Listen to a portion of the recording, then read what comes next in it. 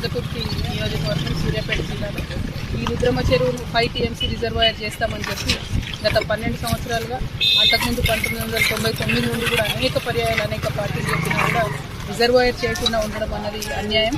ఎందుకంటే SRSP stage 2 నుంచి వచ్చేటటువంటి నీళ్లకు ఎట్లా అయితే వరంగల్లో రిజర్వాయర్లు ఉన్నాయో అట్లానే నల్గొండ జిల్లాలో కూడా రిజర్వాయర్లు, ఉమ్మడి నల్గొండ జిల్లాలో కూడా రిజర్వాయర్లు ఉండాలని చెప్పి మరి ప్రజలందరూ కూడా భావిస్తున్నటువంటి సందర్భంలో ఖచ్చితంగా ఈ రుద్రమ చెరువును కూడా రిజర్వాయర్ చేయాలని మేము డిమాండ్ చేస్తున్నాం.